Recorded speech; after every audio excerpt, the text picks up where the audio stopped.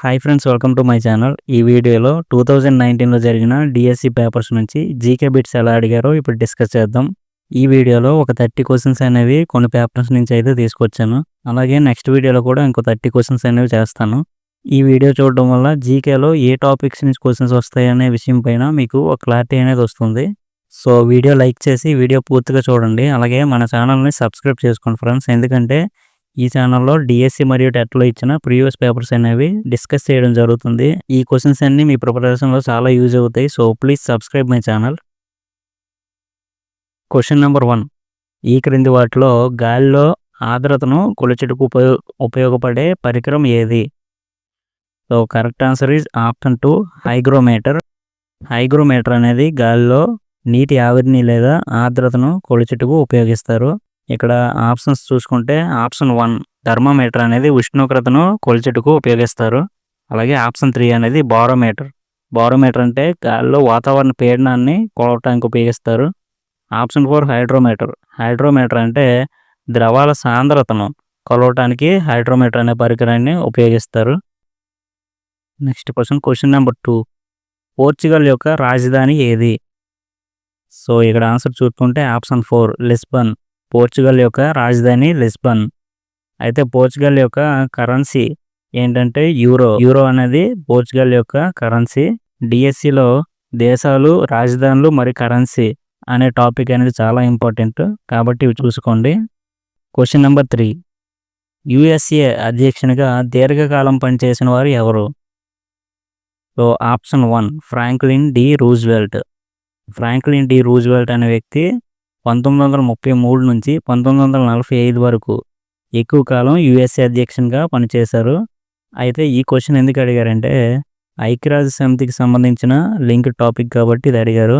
So ఇక్కడ మనం చూసుకుంటే ఐక్యరాజ్య సమితి ఏర్పాటుకు అట్లాంటిక్ చార్టర్ కారణం. దీనిపై 1941 ఆగస్ట్ 14న అప్పటి బ్రిటిష్ ప్రధాని విన్స్టన్ చర్చిల్ మరియు అమెరికా అధ్యక్షుడు ఫ్రాంక్లిన్ డి రూజ్వెల్ట్ సంతకాలు చేశారు. యునైటెడ్ నేషన్స్ అనే పదాన్ని 1942లో ఫ్రాంక్లిన్ డి రూజ్వెల్ట్ సూచించారు.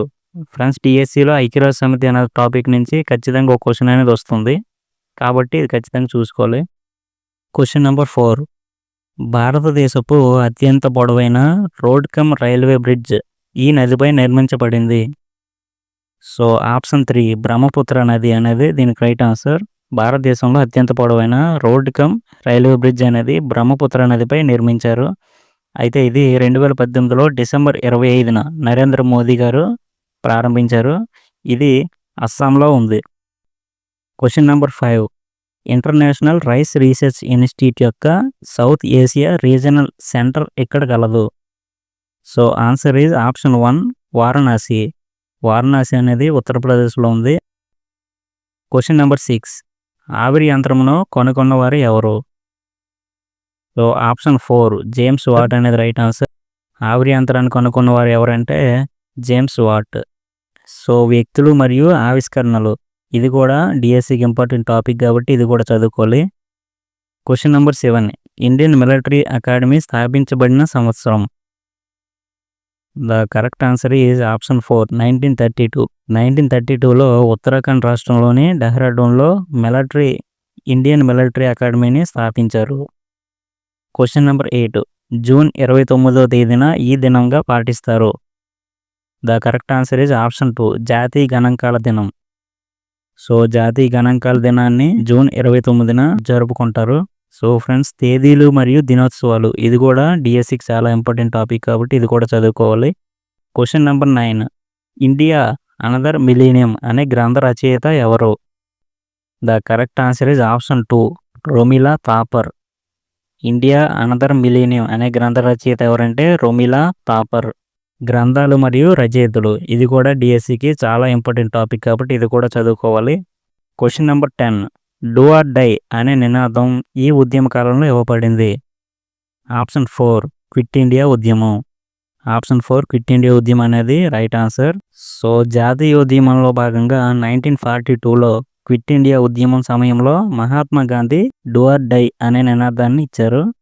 డూ ఆర్ డై నినాదాన్ని ఎవరు ఇచ్చారు అంటే మహాత్మా గాంధీ. ఏ ఉద్యమంలో ఇచ్చారు అంటే క్విట్ ఇండియా ఉద్యమంలో ఇచ్చారు. Question number 11. ఈశాన్య ఋతుపవనాలను సాధారణంగా ఎలా అంటారు? Option 1 is the right answer. శీతాకాల ఋతుపవనాలు. సో, ఈశాన్య ఋతుపవనాలను శీతాకాల ఋతుపవనాలు అంటారు. ఎందుకంటే ఇవి అక్టోబర్ నుంచి డిసెంబర్ మధ్యకాలంలో ఉంటాయి. అంతేకాకుండా ఈశాన్య ఋతుపవనాలను తిరోగమన ఋతుపవనాలని కూడా అంటారు. Question number 12. ప్రపంచంలో అతిపెద్ద ఉష్ణ ఎడారి ఏది? The correct answer is option 4 Sahara ఎడారి. సహారా ఎడారి అనేది ప్రపంచంలో అతిపెద్ద ఉష్ణ ఎడారి. అయితే భారతదేశంలో అతిపెద్ద ఉష్ణ ఎడారి ఏదంటే థార్ ఎడారి రాజస్థాన్లో ఉంది. Question number 13. టర్కీ దేశపు యొక్క కరెన్సీ ఏది? ఆప్షన్ 2 లిరా. సో, టర్కీ దేశం యొక్క కరెన్సీ అనేది లిరా. అయితే టర్కీ దేశపు యొక్క రాజధాని ఏదో మీకు తెలిస్తే కామెంట్ చేయండి. Question number 14.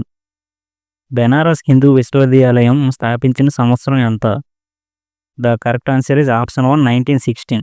1916లో బెనారస్ హిందూ విశ్వవిద్యాలయం అనేది వారణాసి ఉత్తరప్రదేశ్ రాష్ట్రంలోని వారణాసిలో స్థాపించడం జరిగింది.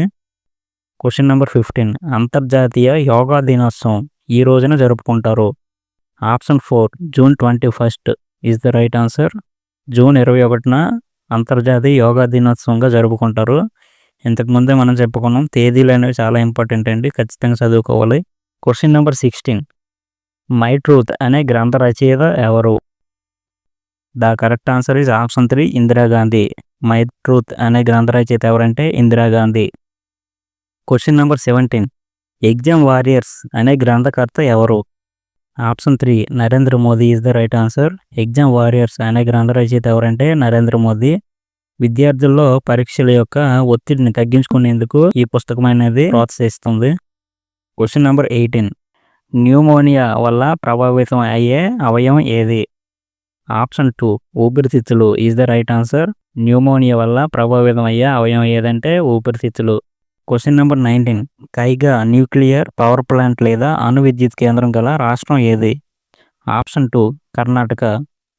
కైగా న్యూక్లియర్ పవర్ ప్లాంట్ అనేది కర్ణాటక రాష్ట్రంలో ఉంది. సో, భారతదేశంలో మొదటి అణు విద్యుత్ కేంద్రం ఏది అంటే తారాపూర్ అణు విద్యుత్ కేంద్రం. ఇది మహారాష్ట్రలోని తారాపూర్ అనే ప్రాంతంలో ఉంటుంది. అయితే భారతదేశంలో అతిపెద్ద అణు విద్యుత్ కేంద్రం ఏది అంటే కోడంకులం అణు విద్యుత్ కేంద్రం. ఇది తమిళనాడు రాష్ట్రంలో ఉంటుంది. Question number 20. దీనబంధుగా పిలవబడిన వ్యక్తి ఎవరు? Option 1 CF Andrews is the right answer. So, CF ఆండ్రూస్ని దీనబంధుగా పిలుస్తారు. Question number 21. భారతదేశంలో ప్రాజెక్ట్ టైగర్ ప్రారంభించబడిన సంవత్సరం? Option 3 1973 is the right answer. So, 1973లో భారతదేశంలో ప్రాజెక్ట్ టైగర్ ప్రారంభించబడింది. Question number 22. యునెస్కో కేంద్ర కార్యాలయం గల నగరం? Option 2 Paris. యునెస్కో కేంద్ర కార్యాలయం అనేది ప్యారిస్లో ఉంది. సో, ఐక్యరాజ్య సమితికి సంబంధించిన హెడ్ క్వార్టర్స్ కానీ ఇటువంటివన్నీ మనం చదువుకోవాల్సిన అవసరం ఉంటుంది. Question number 23. కృత్రిమ వర్షాల కోసం ఉపయోగించబడే రసాయనం ఏది? ఆప్షన్ 1 సిల్వర్ అయోడైడ్ అనేది రైట్ ఆన్సర్. సిల్వర్ అయోడైడ్ను ఉపయోగించి ఈ కృత్రిమ వర్షాలను కురిపిస్తారు. Question number 24. వీరి జ్ఞాపకార్థంగా నోబెల్ బహుమతిని ప్రదానం చేయబడుతుంది. ఆల్ఫ్రెడ్ నోబెల్ జ్ఞాపకార్థంగా నోబెల్ బహుమతి అనేది ప్రదానం చేయబడుతుంది. ఈ నోబెల్ బహుమతులు 1901 నుంచి ప్రదానం చేస్తున్నారు. అయితే ఈ నోబెల్ బహుమతులు సాహిత్యం, భౌతిక శాస్త్రం, రసాయన శాస్త్రం, ఆర్థిక శాస్త్రం, వైద్య రంగం, శాంతి వంటి 6 రంగాల్లో ఇస్తున్నారు. నోబెల్ బహుమతులు ప్రధానంగా స్వీడన్లో ఇస్తారు, కానీ నోబెల్ శాంతి బహుమతి మాత్రం నార్వేలో ఇస్తారు. Question number 25. హైపర్ మెట్రోపియా లేదా దీర్ఘదృష్టిని సవరించినవి ఏవి? ఆప్షన్ 1 కుంభాకార కటకములు రైట్ ఆన్సర్. అయితే హస్వదృష్టి కోసం వాడేవి పుటాకార కటకములు. Question number 26. అరుణాచల్ ప్రదేశ్ యొక్క అధికార భాష ఏది? Option 4 English is the right answer. So, Arunachal Pradesh యొక్క అధికార భాష ఏదంటే ఇంగ్లీష్. భారతదేశంలో అరుణాచల్ ప్రదేశ్, మేఘాలయ, మిజోరం మరియు నాగాలాండ్ రాష్ట్రాల్లో కూడా ఇంగ్లీష్ అనేది అధికార భాషగా ఉంది. Question number 27. Prince of Wales museum ఇక్కడ కలదు? Option 2 Mumbai is the right answer. Prince of Wales museum అనేది ముంబైలో ఉంది. Question number 28. Ball point pen కనుగొన్నది ఎవరు? Option 1 the correct answer is option 1 John J Loud. So ball point pen కనుగొన్నది ఎవరంటే John J loud. వ్యక్తులు ఆవిష్కరణలు అనేది చాలా ఇంపార్టెంట్ టాపిక్ కాబట్టి ఇది చదువుకోవాలి. Question number 29. ప్రపంచ ధరిత్రి దినాన్ని పాటించే రోజు ఏది? The correct answer is option 4 April 22. April 22న ప్రపంచ ధరిత్రి దినాన్ని పాటిస్తారు. Question number 30. Wings of fire గ్రంథకర్త ఎవరు? The answer is APJ Abdul Kalam. Option 1 is the right answer. Wings of fire గ్రంథకర్త ఎవరంటే APJ Abdul Kalam. So friends, video చూశారు కదా. నెక్స్ట్ వీడియోలో ఇంకొన్ని పేపర్స్ నుంచి ఇంకో 30 క్వశ్చన్స్ అనేవి తీసుకొస్తాను. వీడియో నచ్చితే లైక్ చేయండి, మన ఛానల్ సబ్స్క్రైబ్ చేసుకోండి. Thanks for watching.